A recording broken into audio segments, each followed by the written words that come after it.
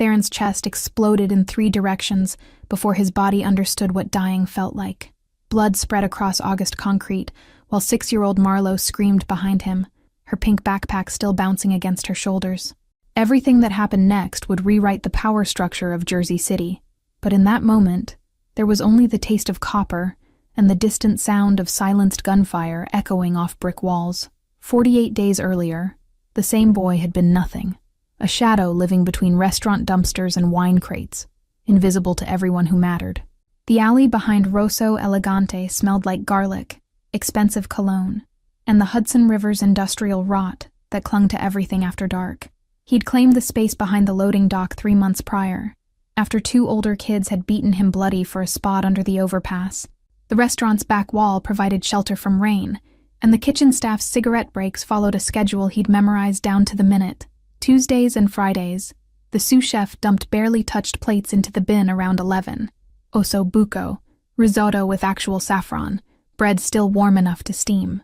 Theron ate like a stray dog, fast and alert, always watching the steel door for sudden movements that meant danger or opportunity. His clothes carried 3 months of sweat and summer grime, the kind that no public restroom sink could wash away. The sneakers on his feet had separated from their soles, held together with duct tape he'd stolen from a construction site. Nobody looked at him long enough to see a human being, just another piece of urban debris cluttering the landscape. But he saw everything. The black SUVs that arrived precisely at 9:30 each evening, their windows tinted dark enough to be illegal. The men in tailored suits who moved with the rigid awareness of people trained to kill. The way conversations stopped when certain cars pulled up. How even the kitchen staff went quiet until those particular vehicles drove away. And he saw her. Marlo, with the pink backpack, who burst through the restaurant's side door every night, like she owned the world. She'd run across the narrow alley, her shoes lighting up with each step, heading straight for the man who waited by the SUV's open door. The man everyone called Boss, in voices that mixed respect with primal fear. Theron had watched Draven end phone calls with single words that made grown men pale. He'd seen him slip a chef $500 for remembering his daughter's favorite dessert. Power and tenderness existed in the same body, switching between heartbeats. Marlo called him Daddy, in a voice that turned the most dangerous man in Jersey City into something soft and breakable. She'd climb into his arms despite the expensive suit, leaving sticky handprints on Italian wool that probably cost more than most people's monthly rent. Theron never meant to memorize their routine, but survival meant noticing patterns. 9:30 arrival, 12 minutes inside while Marlo ate tiramisu and told her father about school. 9:42 departure, Draven carrying his daughter to the vehicle, while bodyguards formed a moving perimeter around them both. He'd found the photograph 4 years ago in a bus station trash can, back when he still believed someone might be looking for him. The woman's face had stopped his heart, not because he remembered her, but because something in his chest recognized her anyway. The back of the photo said, "My everything," in handwriting that felt like a language he'd forgotten how to read. He kept it folded in his pocket, the creases so deep the image had started to separate along the lines. Some nights he'd take it out under the yellow alley light, studying her smile like it might reveal why he'd ended up sleeping in garbage while other kids had homes. The baby in her arms looked fat and happy, unaware that 15 years later he'd be eating from dumpsters. The summer heat made sleeping impossible most nights. Theron would lie on flattened cardboard, watching stars disappear behind Jersey City's light pollution, listening to the restaurant's after-hours sounds, dishwashers running, managers counting cash, sometimes laughter from the private dining room where deals got made over wine that cost more than he'd see in a year.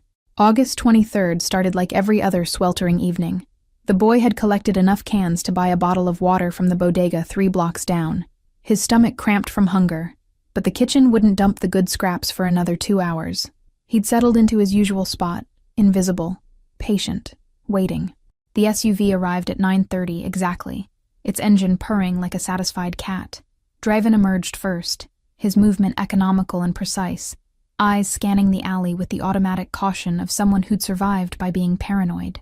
The bodyguards fanned out, but their attention focused on the street, on rooftops, on approaching vehicles, not on the skinny kid bleeding into the shadows. Marlo bounced out 12 minutes later, her backpack catching the security light. She was talking about a science project, something about volcanoes, her hands gesturing wildly as she described the explosion she'd created in class. Draven smiled, a rare expression that transformed his entire face into something almost ordinary. That's when Theron noticed the wrong shadow. It moved against the building's natural darkness, 3 shapes separating from the brick wall, with the fluid certainty of predators. His heart recognized danger before his mind processed the details. The extended arms, the dull metal catching stray light, the angle of trajectory pointing directly at Marlowe's back. Theron's body moved before his brain finished calculating the impossibility of what he was attempting. His legs pushed off the cardboard with enough force to send wine crates toppling, the crash echoing through the alley like a warning bell no one would hear in time. Draven's head snapped toward the sound, his hand already reaching inside his jacket where Theron knew a weapon lived. But the bodyguards were turning the wrong direction, tracking the noise instead of the real threat materializing from the opposite wall. Professional training worked against them. They'd been conditioned to respond to obvious disturbances, not silent predators. Marlowe kept talking about her volcano, oblivious to the 3 barrels now aimed at the space between her shoulder blades. Her light-up shoes blinked red and blue against the concrete, a cheerful rhythm that didn't match the violence about to erupt. Theron's stolen sneakers made no sound as he crossed the distance between his hiding spot and her small body. The first gunman's finger was already squeezing the trigger when Theron's shoulder collided with Marlowe's backpack. The impact sent her sprawling sideways into her father's legs, her surprised yelp cutting through the humid air. Draven caught her reflexively, his body twisting to shield her even as his mind struggled to process why a homeless kid had just attacked his daughter. The first bullet hit Theron's chest before he'd finished his forward momentum. It felt like being punched by something made of fire and iron, the impact spinning him halfway around. He saw Draven's face transform from confusion to understanding in the space between heartbeats, saw the exact moment the boss realized what was actually happening. The second shot caught his shoulder as he fell, tearing through muscle and scraping bone with enough force to knock him completely sideways. Theron's vision whited out for a second, his body hitting the concrete hard enough to drive the air from his lungs. Through the ringing in his ears, he heard Marlowe screaming his name, except she didn't know his name, so she was just screaming. The third bullet grazed his temple, close enough that he felt the heat of it passing. Blood ran into his eye, hot and sticky, turning half the world red. The bodyguards were firing now, their weapons making different sounds than the silenced ones, loud cracks that echoed off buildings and set off car alarms 3 blocks away. Theron's cheek pressed against concrete that still held the day's heat. He could smell motor oil and something sweet. Marlowe's strawberry shampoo, because she was crouching next to him now, her small hands trying to stop the bleeding. Draven was shouting orders in a voice that could have shattered glass, his weapon tracking the shadows where the gunman had been. But the assassins were already gone, melting back into the darkness like they'd never existed. Only the brass casings on the ground proved it hadn't been a nightmare, those in the blood pooling around Theron's body, spreading in a circle that reflected the alley's security lights. Marlowe's face hovered above his, tears streaming down her cheeks as she pressed her pink backpack against his chest. The pressure sent fresh agony through his body, but he couldn't make his voice work to tell her to stop. She was saying something, the same words over and over, but they weren't reaching his brain correctly. Draven dropped to his knees beside them, his expensive suit soaking up blood without hesitation.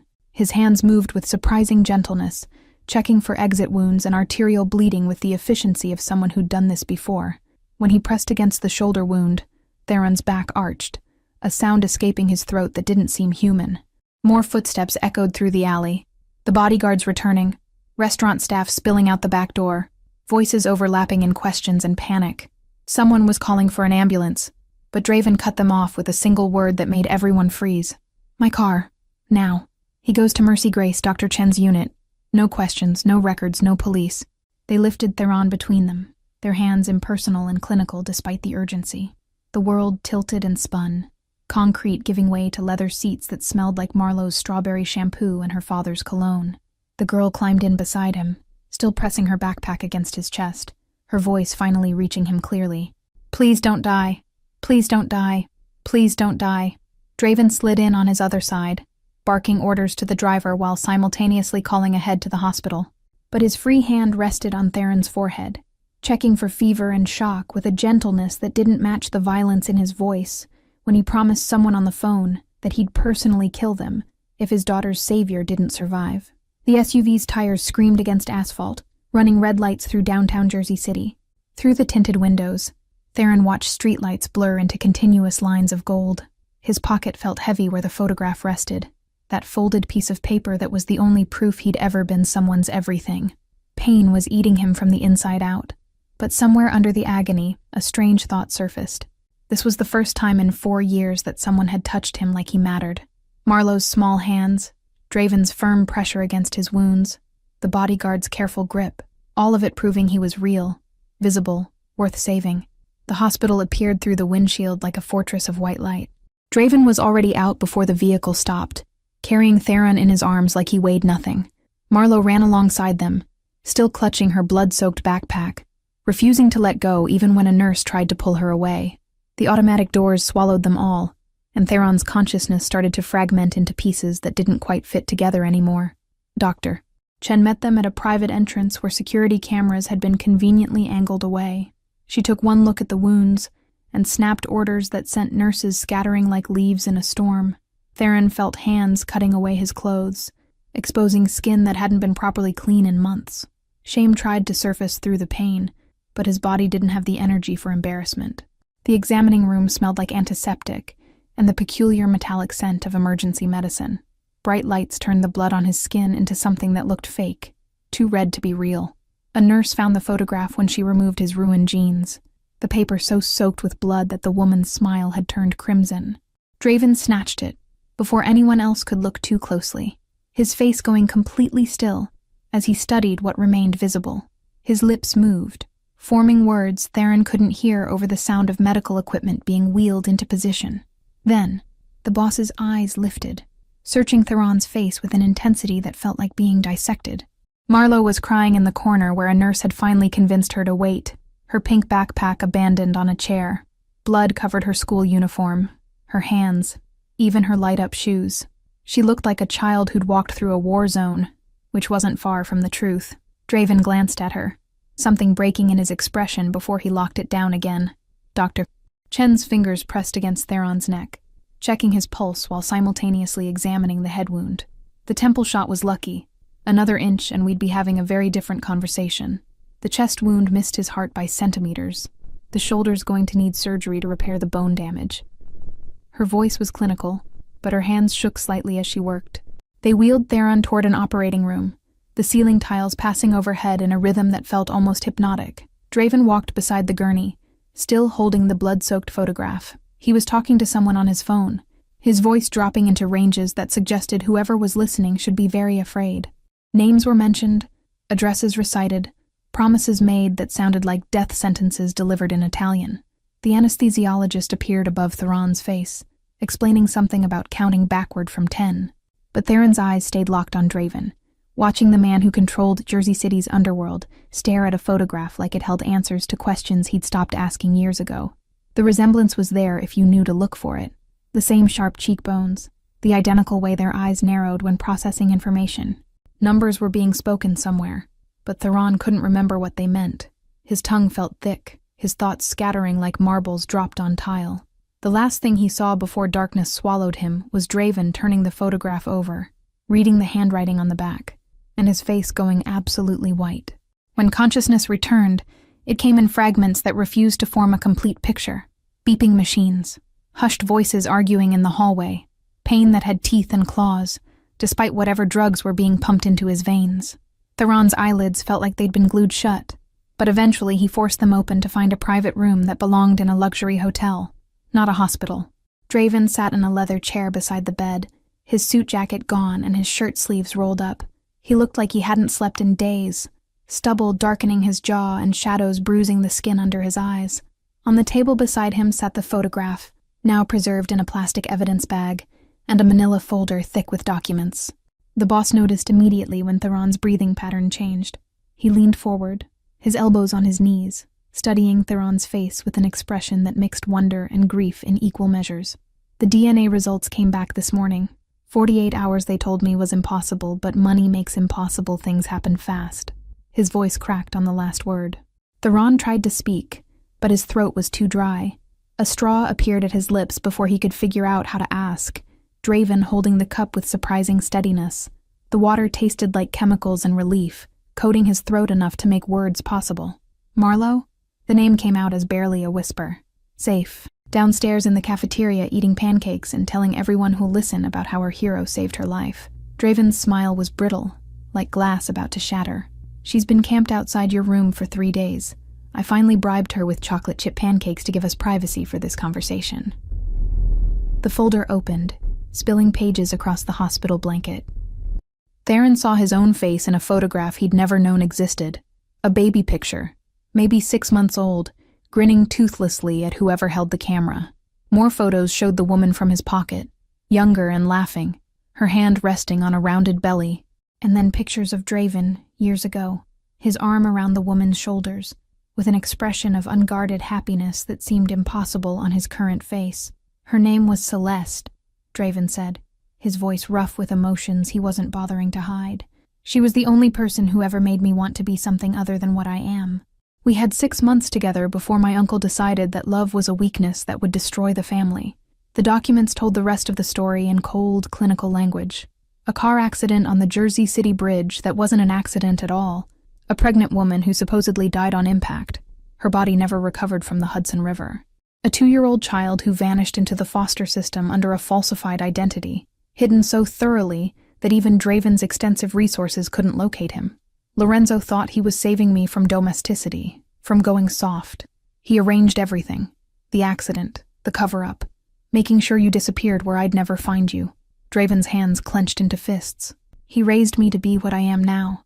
And all this time, you were 5 miles away, sleeping in alleys, eating from dumpsters, while I lived in a penthouse that should have been yours. Theron's brain struggled to process information that rewrote 15 years of understanding.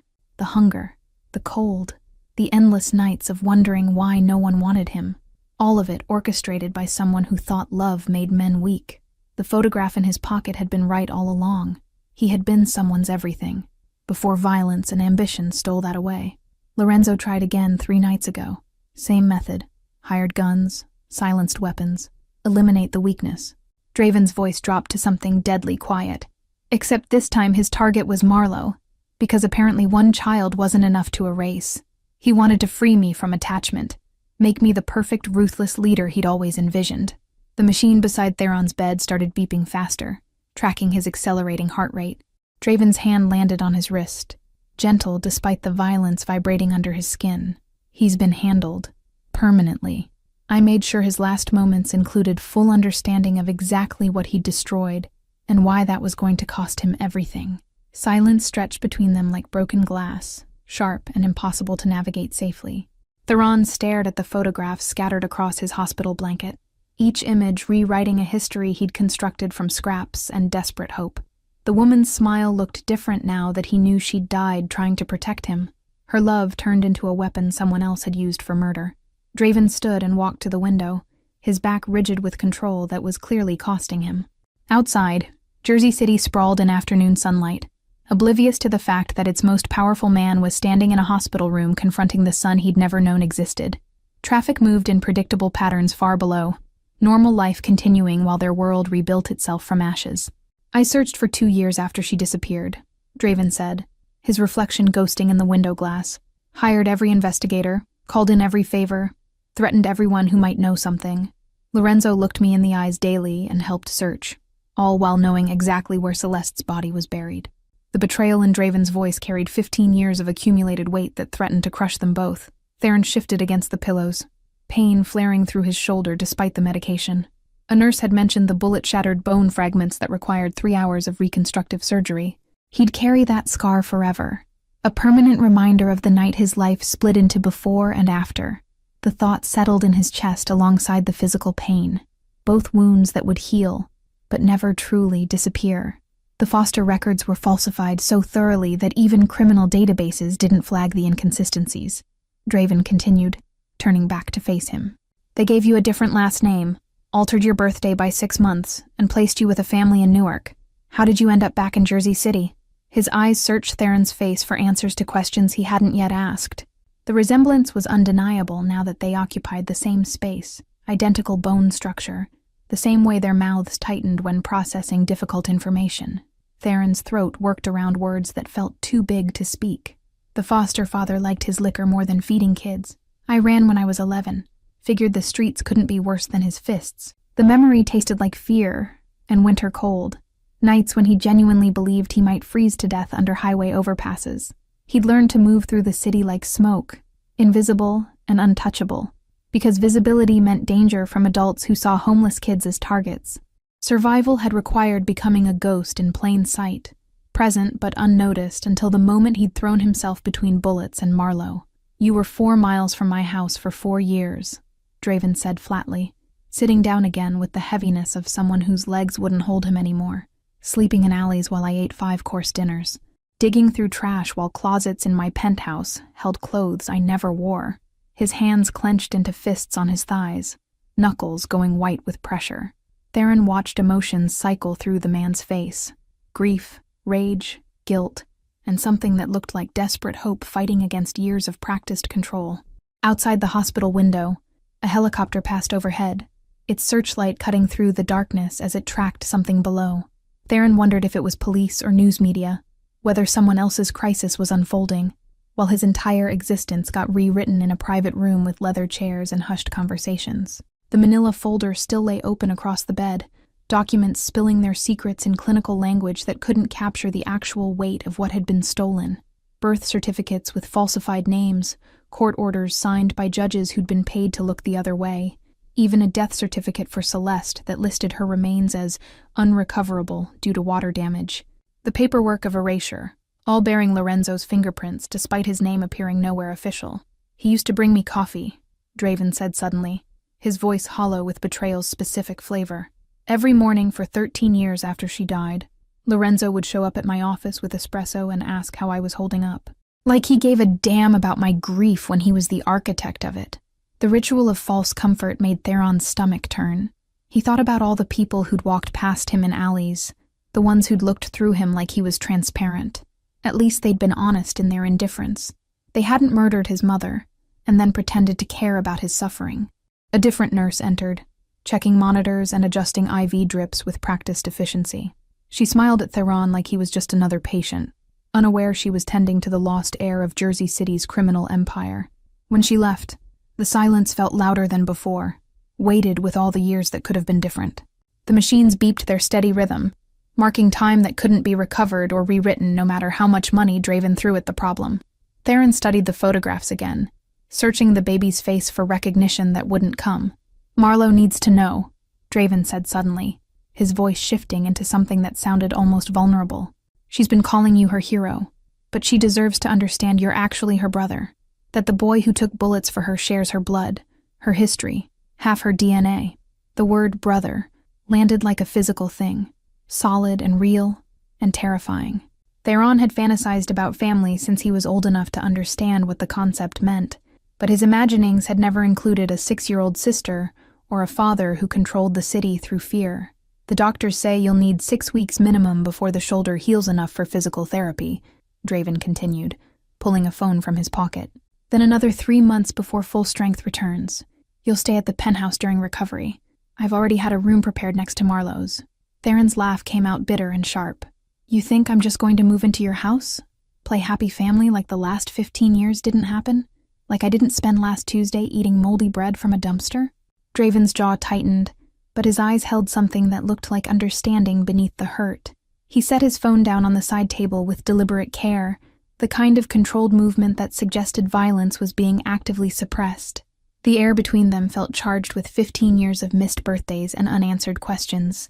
"I think you don't have anywhere else to go," he said quietly, the brutal honesty cutting deeper than any accusation could have. "I think those bullet wounds make you vulnerable to every enemy I've accumulated over the years." The truth of it settled like lead in Theron's stomach. 3 people had tried to kill Marlowe, which meant they'd targeted Draven's weakness. Now that the boy from the alley had a name and a connection, he'd become a target too. "Lorenzo wasn't working alone," Draven continued, his voice dropping into registers that suggested death sentences being calculated. "He had contacts in the foster system, bribes paid to judges, entire networks built around keeping you hidden. Those people know you exist now, and they know what you mean to me." Theron's fingers found the edge of the hospital blanket, gripping it hard enough that his knuckles ached. The simple act of saving Marlowe had painted a target on his back, bigger than anything he'd faced living on the streets. Celeste died on the bridge because Lorenzo hired professionals who knew how to make murders look like accidents, Draven said, standing again to pace the small room. The car went into the Hudson at the deepest point. They never recovered her body because there was nothing left to recover after it was weighted down with chains and concrete. The clinical details made Theron's stomach turn. His mother, and the word felt foreign in his mind, had been murdered with premeditation and precision. Not a crime of passion, but a calculated removal of an obstacle. She knew she was pregnant when Lorenzo started making threats, Draven continued, his hands flexing at his sides like they wanted to wrap around someone's throat. She came to me 3 days before the accident, begging me to leave the family, to run away with her and start over somewhere Lorenzo couldn't find us. I told her she was being paranoid. The guilt in his voice could have filled the Hudson River. Theron recognized that particular flavor of self-hatred. He'd tasted it himself every time he'd failed to find enough food. Every night he'd gone to sleep hungry because he wasn't fast enough or smart enough to survive better. I was 27 and stupid enough to believe family loyalty meant something, Draven said, stopping at the window again. Thought Lorenzo wanted what was best for me, that his concerns about Celeste came from love rather than ambition. I didn't understand that to him. Love was the enemy of power. Outside, the sun was setting, painting Jersey City in shades of orange and gold that looked too beautiful for the ugliness being discussed. Theron wondered how many other people in those buildings carried secrets this heavy, how many lives had been shattered by violence disguised as protection. She called me the night it happened, Draven continued, his reflection in the window showing a face carved from grief. Said she was taking you somewhere safe, that Lorenzo had people following her. I told her to come to the restaurant, that I'd meet her there with security. She never made it. The timestamp on the phone record showed 9:47 p.m. Draven had included them in the folder like evidence he'd been studying for years, trying to find something he'd missed. Celeste's last words to him had been, "I love you, but I love him more right now," referring to the unborn child she was trying to save. 3 minutes later, her car went off the bridge. Theron traced the edge of one document with his finger, a coroner's report that declared death by drowning, despite no body being recovered. The medical examiner who'd signed it had retired to Florida 6 months later with enough money to buy a beachfront property. Another piece in Lorenzo's carefully constructed lie. Another person who'd valued cash over truth. She had a bag packed, Draven said, pulling out his phone and scrolling to a photo that made his hands shake. Police found it washed up 3 miles downstream. Baby clothes, formula, a stuffed rabbit she'd bought the week before. Everything except her and you. The image on the screen showed a waterlogged diaper bag, its contents arranged on a metal table, like artifacts from an archaeological dig. Theron could see tiny onesies with animals on them, a book about teaching babies to sleep, all the hopes of a woman who'd never gotten to use any of it. His mother had been preparing to run, to save them both, and Lorenzo had made sure her preparation became evidence in her own murder. The restaurant, Rosso Elegante, where Theron had been sleeping in the alley for 3 months, mere feet from where his mother had been heading the night she died. The cruel irony of it made something crack in his chest. The police report said she lost control on the bridge during a rainstorm, Draven said, turning back to face him. Single vehicle accident, no witnesses, body swept away by the current. I knew immediately it was a lie. Celeste drove like she was afraid of her own shadow. She wouldn't have been speeding, wouldn't have lost control. But grief and suspicion weren't enough without proof. Draven had torn apart the city looking for evidence, calling in favors from judges and cops. But Lorenzo had covered his tracks too well. I found out the truth 2 years later when one of Lorenzo's hired men got drunk and started talking, Draven said, his voice going flat and cold. By then I was deeper in the family business, had blood on my hands that made me complicit in the same violence that killed Celeste. I couldn't walk away without starting a war that would have destroyed everything. So he'd stayed, building power while pretending not to know his uncle had murdered the only woman he'd ever loved. Theron tried to imagine living with that knowledge, eating meals across from your mother's killer, and found he couldn't. Lorenzo told me last year that Celeste had been weak, that removing her had freed me to become what I needed to be, Draven said, and now his hands were shaking with barely controlled rage. Said I should thank him for making me strong enough to lead the family into the next generation. He actually expected gratitude. The revelation hung in the air like poison. Theron understood then why Draven had handled Lorenzo permanently, not just for attempting to kill Marlowe, but for 15 years of living lies. The door burst open without warning, and Marlowe launched herself into the room like a small hurricane.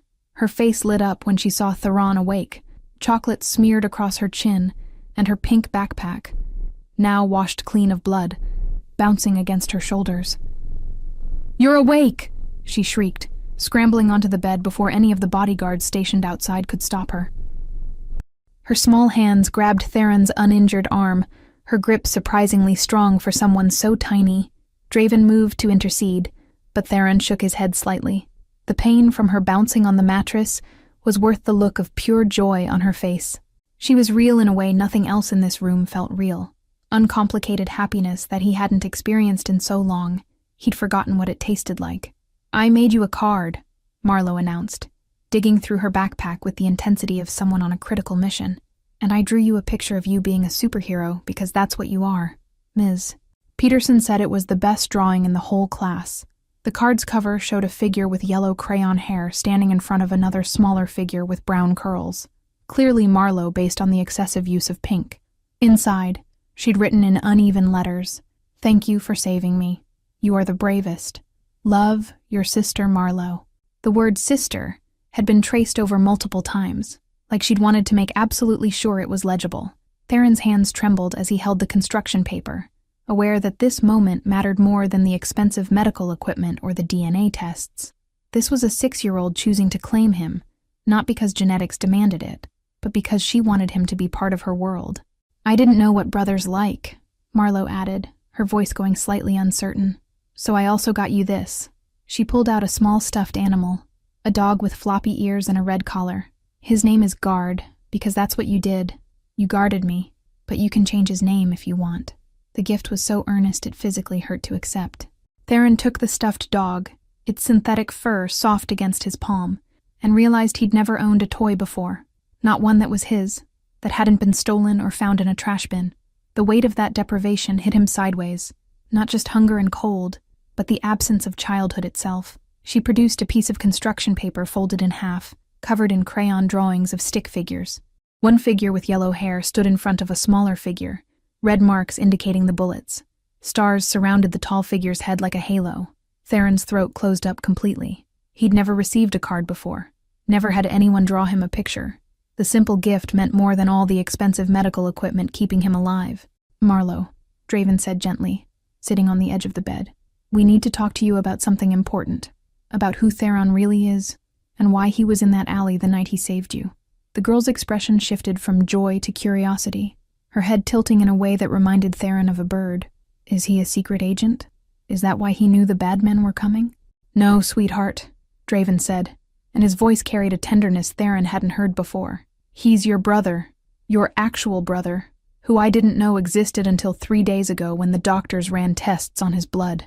Marlowe's mouth formed a perfect O of surprise. She looked between Draven and Theron, her young mind visibly working through the implications. "Like a real brother? Not a pretend one? Like a real brother," Draven confirmed, pulling out the photograph that had started everything. "This woman was his mother and she was someone I loved very much. She died before Theron was born, and bad people made sure he and I could never find each other." The girl studied the photograph with an intensity that seemed too mature for 6 years old. When she looked back at Theron, her eyes were wet. "So you've been alone this whole time? Without a family?" The simple question devastated him more than any of the violence he'd survived. Theron nodded, not trusting his voice to work properly. Marlowe threw her arms around his neck with enough force to make his shoulders scream in protest. "Well, you're not alone anymore," she declared fiercely into his ear. "You're my brother, and you live with us now, and anyone who's mean to you has to deal with me and Daddy." Over her head, Theron met Draven's eyes. The man's expression held a mixture of hope and fear, waiting to see if Theron would reject this offering of family, or accept it, despite everything that had been stolen. "I don't know how to be part of a family," Theron admitted, his voice rough. "I don't know how to live in a house, or eat at a table, or any of the normal things people do." Marlowe pulled back, her small hands framing his face. "That's okay. I didn't know how to ride a bike, but Daddy taught me. We'll teach you family stuff, and it'll be easy because you're already good at the hard parts." "What hard parts?" Theron asked despite himself. "Loving people enough to take bullets for them," she said simply, like it was the most obvious thing in the world. "The rest is just learning where the bathroom is and what time dinner happens."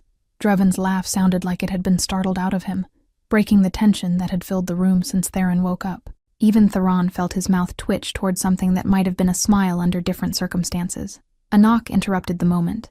Dr. Chen entering with a tablet, and the expression that suggested both good and concerning news. The bone fragments are healing ahead of schedule, but we found something else in the blood work that I need to discuss. Her eyes flicked to Marlowe, then back to Draven with a question. He nodded once, and the doctor continued. Theron's showing signs of severe malnutrition, vitamin deficiencies, and early stages of several conditions consistent with long-term homelessness. None of it life-threatening now that we're treating it, but recovery will take months, not weeks. The clinical assessment laid bare exactly how close to death Theron had been living even before the bullets. Draven's expression went carefully blank, and the way Theron was learning meant he was feeling too much to show any of it. "We'll handle it," Draven said flatly, standing and pulling his phone out again. "Whatever he needs, specialists, treatments, physical therapy. Money isn't an object. Fix everything that can be fixed." Dr. Chen nodded and left, taking her tablet of uncomfortable truths with her. Marlowe had gone quiet, her small face troubled, as she processed the idea that her newly discovered brother had been slowly dying from neglect for years. "I'm okay now," Theron told her, surprised to find he meant it.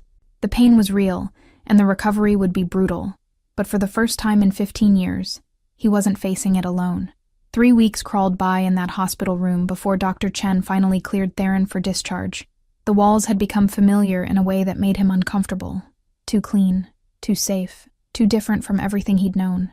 Marlowe visited every day after school, bringing homework she didn't need help with but insisted on doing at his bedside anyway. She'd taken to calling him "there" because his full name felt too formal for a brother. The nickname stuck despite Theron's protests, and now even the nurses used it when they came to check his vitals. Draven appeared at odd hours, sometimes at 3 in the morning when the city was quietest, and his empire required less immediate attention. He'd sit in that leather chair and talk about things that didn't matter: weather, traffic, the new chef at Rosso Elegante who couldn't make risotto worth a damn. They were learning each other through small observations rather than grand revelations. Theron noticed how Draven's left hand always stayed near his weapon, even in this secure room. Draven noticed how Theron counted the exits every time someone new entered, mapping escape routes his body had memorized before his mind caught up. The physical therapy started on day 12, a torturous process that involved moving his shoulder through ranges of motion that felt like being shot all over again. The therapist was a woman named Rosa who'd worked with gunshot victims before, and didn't coddle him when he wanted to quit. "Your father's paying me to fix you, not to let you feel sorry for yourself," she'd said bluntly during their second session. The word father had made Theron flinch harder than the exercises. But she was right, and he hated that she was right. The weakness in his shoulder represented vulnerability he couldn't afford now that he wore a target. So he pushed through the pain until sweat soaked his hospital gown, and his vision whited out at the edges. Draven watched those sessions from the doorway sometimes, his expression unreadable. Once, Theron caught something that looked like pride flickering across the man's face when he completed a particularly brutal set of movements without crying out. The nutrition plan, Dr. Chen implemented, was almost as painful as the physical therapy. Years of malnutrition meant his stomach had shrunk, his body unaccustomed to regular meals. They started him on small portions 6 times a day, gradually increasing as his system remembered how to process actual food instead of garbage. The first time he threw up from eating too much too fast, Marlowe held his hand and told him about when she'd gotten food poisoning from bad shrimp. "Daddy said my insides were staging a revolution," she'd explained seriously. "I think your insides are just confused about being treated nice." Her simple logic made more sense than any medical explanation. Theron's body was confused, about safety, about abundance, about the concept of tomorrow being better than today, instead of just another fight for survival. The nightmares started on day 15. He'd wake up gasping, back in the alley with 3 guns pointed at Marlowe, except in the dreams he was always too slow. The bullets would hit her instead, and he'd watch her small body crumple, while Draven's screams echoed off brick walls. A trauma counselor appeared after the 3rd consecutive night of waking up the entire ward. She talked about PTSD and survivor's guilt using words that felt too clinical for what actually happened inside his head when he closed his eyes. The counselor had left pamphlets on his bedside table, glossy brochures about processing trauma and rebuilding after violence. They featured stock photos of diverse people looking pensively into the distance, as if contemplating their healing journeys. Theron had thrown them in the trash the moment she left. unwilling to see his experience reduced to marketing materials. But the nightmares didn't care about his rejection of official help. They evolved, becoming more elaborate as his mind processed layers of trauma he hadn't had time to acknowledge while surviving. Now it wasn't just Marlo dying. It was Celeste drowning in the Hudson while he watched from the bridge, unable to move or scream or do anything except witness her disappearance. Some nights he'd wake up convinced he was back in the alley, the hospital room transforming into brick walls, and the smell of garbage overwhelming the antiseptic cleanliness. Those were the worst episodes because reality felt negotiable, like he couldn't trust which world was actually real, the one where he had a father and sister, or the one where he was still invisible and alone. Dr. Chen had mentioned medication for the nightmares, pills that could suppress REM sleep and reduce the vivid imagery. Theron had refused, unwilling to numb himself when alertness had kept him alive for so long. The exhaustion was brutal, but it felt more honest than chemically induced peace. "You saved her," the counselor kept repeating, like Theron needed convincing. "Your actions meant she's alive and safe. The dreams are your mind processing what could have happened, not what did happen." But knowing the difference didn't make the nightmares stop. It just meant he understood why he couldn't sleep, which somehow made it worse. Draven started sleeping in the chair on night 17, after Theron woke up shouting Marlo's name loud enough to bring security running. He didn't ask permission or explain himself, just showed up with a blanket and positioned himself between Theron and the door. "You think I can't protect myself?" Theron had asked, angry at the implication of weakness. "I think you've been protecting yourself alone for 15 years and you're exhausted," Draven replied quietly. "Let someone else stand watch for once. That's what family does." The word family still felt foreign, like clothing that didn't quite fit right. But Theron stopped arguing, and the nightmares became slightly less frequent with another person breathing in the darkness. On day 20, they brought him real clothes. Not the expensive designer items Theron had expected, but jeans and a simple black t-shirt that felt soft against skin used to rougher textures. The tags were cut out, and he suspected Marlo had something to do with that thoughtful detail. Getting dressed without help took 20 minutes and left him sweating from exertion. His shoulder screamed protest at every movement, and he had to sit down twice before he managed to get his shoes on. Independence had never felt so much like failure. Draven found him sitting on the edge of the hospital bed, fully dressed, but unable to stand without assistance. Neither of them spoke about it. The boss simply offered his arm, and Theron took it, and they walked out of that room together in silence that somehow said everything. The elevator ride down felt longer than 3 weeks of recovery. Theron watched the numbers descend, aware that he was leaving the last safe space he'd known. The hospital had been liminal, not his past life, but not quite his future either. Walking out those doors meant accepting what came next. The SUV waited at the private exit, same vehicle that had rushed him to the hospital with his blood soaking the leather seats. Someone had cleaned it thoroughly, but Theron swore he could still smell copper underneath the scent of expensive detergent and air freshener. Marlo sat in the back already, her pink backpack on the seat beside her, and a laptop balanced on her knees. She looked up when they entered, her face splitting into a grin that made her look even younger than 6. "I made you a welcome home video," she announced, turning the screen so Theron could see crude animation of stick figures walking into a house. "It has instructions for everything important, like where the bathroom is, and when we eat breakfast, and which bedroom is yours." The simple gesture hit harder than it should have. Theron slid into the seat beside her, his shoulder protesting the movement, and watched her badly animated tour of a place he'd never seen. Her narration included critical details like, "This is where Daddy keeps the ice cream," and "This room is boring, it's just his office."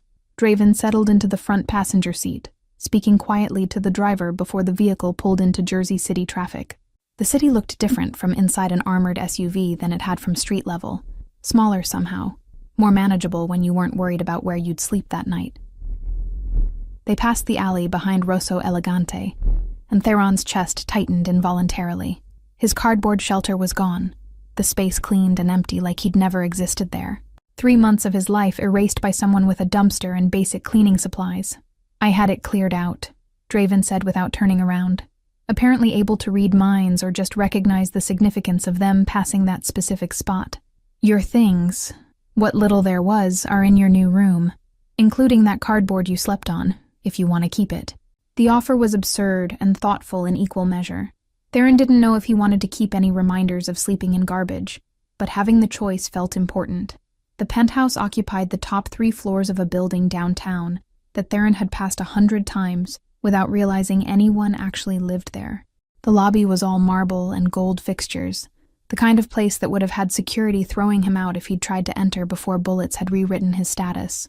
An elevator required a special key to access the residential floors. Draven inserted it without ceremony, and they rose in silence, broken only by Marlowe's continued narration of her welcome video. She'd added sound effects using her own voice, car noises, door chimes, even a recording of herself singing about breakfast. The doors opened directly into the penthouse, bypassing any shared hallway. Theron stepped out onto hardwood floors that probably cost more than he'd seen in his entire life. Floor-to-ceiling windows offered views of Jersey City and Manhattan beyond, the skyline glittering in afternoon sun. "Your room's this way," Marlowe said, grabbing his uninjured hand and pulling him down a hall wide enough that 3 people could walk side by side comfortably. "It's next to mine, like Daddy said, so if you have nightmares, you can knock on the wall and I'll come over." She pushed open a door, revealing a space that made Theron's brain struggle to process what he was seeing. The room was bigger than the entire ground floor of his old foster house. A massive bed dominated one wall, covered in blankets that looked soft enough to be a fire hazard, but it was the other wall that made his throat close up. Someone, probably Draven, had recreated his alley space in miniature. The cardboard was there, carefully preserved.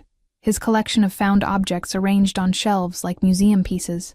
Even the photograph of Celeste, now cleaned and preserved in a proper frame, held a place of honor on the nightstand. "Daddy said you might need familiar things while you adjust," Marlowe explained, watching his face carefully. "So he had people bring everything from your old spot. Is that okay? Are you mad?" Theron shook his head, unable to form words past the emotion lodged in his chest. The gesture was simultaneously the most thoughtful and most devastating thing anyone had ever done for him. His poverty turned into decoration, his suffering acknowledged and preserved like it mattered. "There's also new stuff," Marlowe continued, opening a closet that revealed more clothes than Theron had worn in his entire life. "Daddy had people guess your size, but if things don't fit, we can get different ones. And there's a bathroom through there with a shower that has really good water pressure." Theron walked into the bathroom, flipping the light switch to reveal marble countertops and a shower enclosed in glass that looked like it belonged in a luxury hotel. The towels hanging on heated racks were thicker than any blanket he'd ever slept under. He turned on the shower experimentally, and water cascaded from multiple heads with enough pressure to actually hurt if you stood directly underneath. The mirror above the sink showed a reflection he barely recognized. 3 weeks of regular meals had started filling out the hollow places in his cheeks, though his eyes still carried shadows that spoke of years spent in survival mode. The scar on his temple from the grazing bullet had formed a thin white line that disappeared into his hairline, proof that he'd almost died, but hadn't quite managed it. Personal care products lined a shelf in the shower, everything still in its original packaging because no one had used this bathroom before him. Shampoo, conditioner, body wash and scents he couldn't identify because they weren't the generic soap from public restrooms. Even a razor and shaving cream, despite the fact that his facial hair was still patchy and adolescent. Someone had thought through every detail of what he might need, anticipating requirements he'd stopped thinking about after years of making do with nothing. The attention to his comfort felt almost aggressive in its thoroughness, like Draven was trying to compensate for 15 years of neglect in a single bathroom renovation. She said it like good water pressure was something everyone knew about, a casual luxury rather than something Theron had experienced maybe twice in the past 4 years. He walked to the window instead, looking out at the city, from a height that made everything below seem like a toy model. From up here, you couldn't see the alleys where kids slept in cardboard, couldn't smell the garbage or feel the concrete's retained heat. Jersey City looked clean and manageable, all its ugliness hidden by distance and altitude. "I know it's a lot," Draven said from the doorway, his voice careful. "If you need to leave, go back to what you know, I won't stop you. But I'm hoping you'll try this first. Try letting someone take care of you for once." The offer hung in the air between them. Theron could walk away right now, and based on Draven's expression, the man would probably give him money and resources to do it safely. No obligations, no strings, just a chance to return to the devil he knew. But Marlowe was holding his hand, her grip tight and warm and real. And through the doorway, he could see her room across the hall, pink walls visible through an open door, stuffed animals arranged on her bed with careful precision. a sister he'd never imagined having, offering family he'd never thought to want. "I'll try," Theron said finally, the words feeling like surrender and victory simultaneously. "I don't know how to do any of this, but I'll try." Marlowe squeezed his hand 3 times in rapid succession, some kind of code he didn't understand yet. "That's all you have to do," she said with the confidence of someone who'd never had to doubt whether she deserved good things. "Trying is enough. The rest you learn by doing." The first family dinner happened that same evening, and Theron approached it with more anxiety than he'd felt facing down 3 armed men. The dining room table could seat 12, but felt intimate with only 3 chairs occupied. Marlowe sat to his left, Draven across from him, and they ate pasta that hadn't come from a dumpster for the first time in Theron's recent memory. He fumbled with the silverware, unsure which fork to use and hyper-aware of every sound he made. Marlowe copied his mistakes deliberately, making a game of it until the tension in his shoulders eased slightly. She'd knock over her water, then grin at him like they were co-conspirators in chaos. Draven watched them with an expression Theron was learning to recognize as carefully contained emotion. The man who ran Jersey City's underworld with an iron fist was completely undone by his daughter's laughter and his son's presence at his table. "We need to talk about what comes next," Draven said once the plates were cleared, his tone shifting into something more businesslike. "The people who tried to kill Marlowe know you exist now. They know what you mean to this family, which makes you a liability and a target in equal measure." The blunt assessment didn't surprise Theron. He'd known since waking up in that hospital that his life had become infinitely more complicated. Saving one person had put him in the crosshairs of everyone who wanted to hurt Draven. "I want you trained," Draven continued, pulling out a tablet and scrolling through what looked like dossiers. "Self-defense, weapons handling, tactical awareness. You can't live your life looking over your shoulder, but you need to know how to protect yourself when looking isn't enough." The idea of becoming the kind of person who carried weapons and knew how to use them felt surreal. But Theron had learned young that survival sometimes meant becoming what circumstances demanded. He nodded his acceptance. "The training won't be easy," Draven warned, his expression shifting into something harder. "The people I'm bringing in don't coddle, and they won't go soft because you're recovering from bullet wounds. If you're going to carry the family name, you need to be able to defend it and yourself with equal skill." The underlying message was clear. Being Draven's son came with expectations that extended beyond blood relation. Theron would need to prove himself worthy of the protection and resources being offered, earn his place through competence rather than just genetic connection. It was fairer than he'd expected, more honest than simple acceptance would have been. "I also want you to learn the business," Draven continued, gesturing to documents spread across the table. "The legitimate operations and the other kind. You're my heir whether you want to be or not. And that means understanding how this empire actually functions. Knowledge is survival in this world." Marlowe had stopped paying attention to the serious conversation, instead building a tower out of her peas and carrots while humming under her breath. Her obliviousness to the weight of what was being discussed reminded Theron that she lived in a different reality, one where danger was abstract, and fathers were just fathers, not criminal masterminds navigating treacherous political waters daily. "There's also the matter of your education," Draven said, his finger swiping to a different screen. "You're 15, which means legally you should be in school. We can arrange private tutors if you prefer, or there's a private academy that handles students with complicated situations. Your choice."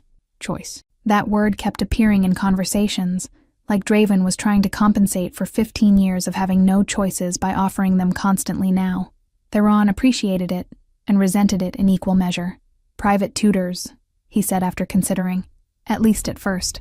I'm not ready for other kids and their questions." Marlowe perked up at that. "I can help with math. I'm really good at math. Ms. Peterson says I'm advanced for my age and might skip a grade next year." The offer was sweet and completely unhelpful since she was 6, but Theron found himself smiling anyway. "I'll definitely need your help with math," he told her seriously, and her face lit up like he'd promised her the world. The weeks that followed developed a rhythm that felt increasingly less foreign.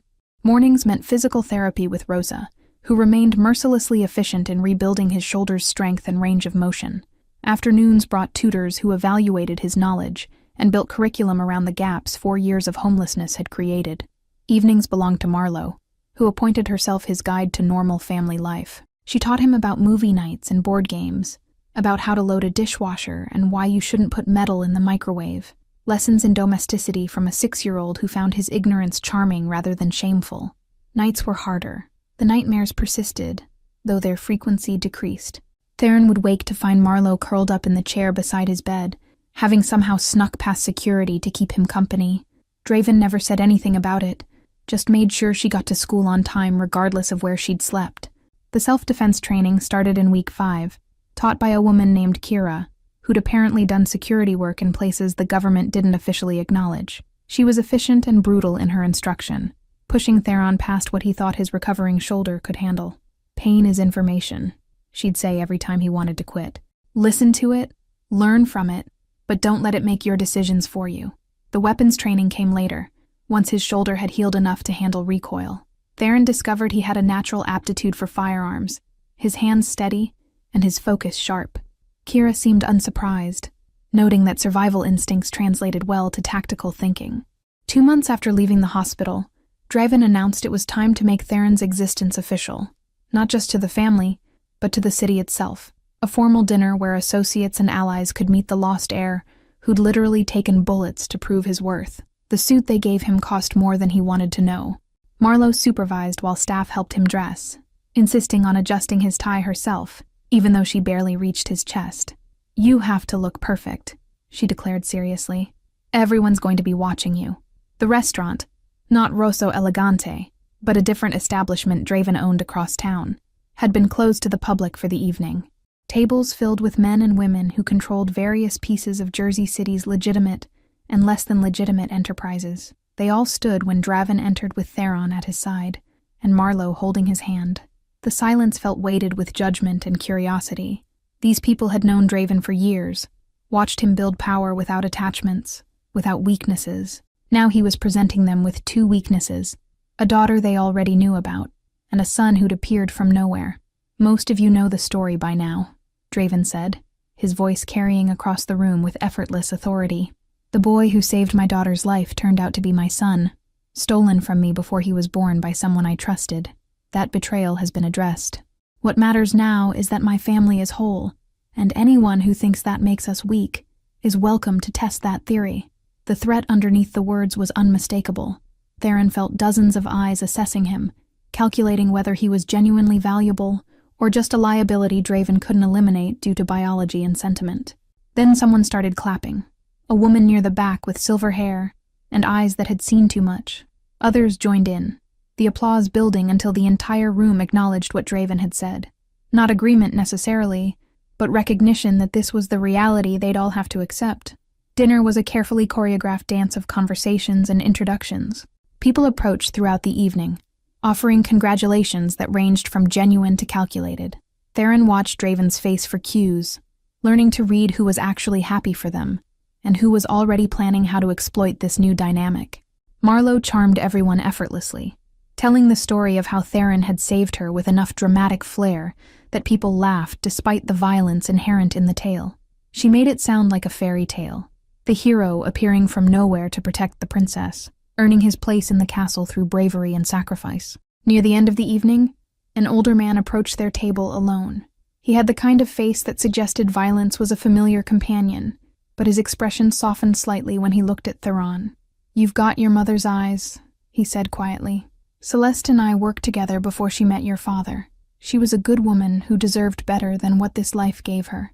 The acknowledgement of who she'd been, not just Draven's lost love, but a person in her own right, meant more than all the congratulations about joining the family. Theron nodded, unable to form words past the lump in his throat. The drive home was quiet, Marlowe asleep against Theron's shoulder, and Draven lost in thoughts he didn't share. The city lights blurred past the tinted windows, Jersey City settling into its nighttime rhythm. From inside the armored SUV, it looked almost peaceful. Back at the penthouse, Draven helped carry Marlowe to her room while Theron headed to his own space. The cardboard from his alley life sat in the corner, a reminder of where he'd come from. But the bed was soft. The windows showed a view he was learning to trust, and down the hall slept 2 people who'd somehow become family. 3 months ago, Theron had been invisible, sleeping in garbage behind a restaurant and eating from dumpsters. Tonight, he'd sat at a table where the city's power brokers acknowledged his existence and his place in the empire Draven had built. The transformation felt impossible even while he was living through it. He pulled out his phone, another new possession he was still learning to use, and looked at the photo Marlowe had insisted they take before the dinner. The three of them dressed up, Marlo grinning between two people who shared her DNA and her determination to survive whatever came next. My everything, Celeste had written on the back of that old photograph. Saran understood now she'd been trying to tell him he was loved, that he mattered, that someday he'd find his way back to the family she'd died trying to protect. It had taken 15 years and 3 bullets, but he'd finally found what she'd wanted him to have, a place to belong, people to protect, and the knowledge that he was visible to someone who would never look away. Thank you all for following this story. If you enjoyed it, write in the comments where you're watching from. I love knowing this story reached you. Don't forget to like, subscribe, and share this video. Your support means everything, and helps me keep bringing you stories like Theron's journey from the streets to finding his family. See you in the next one.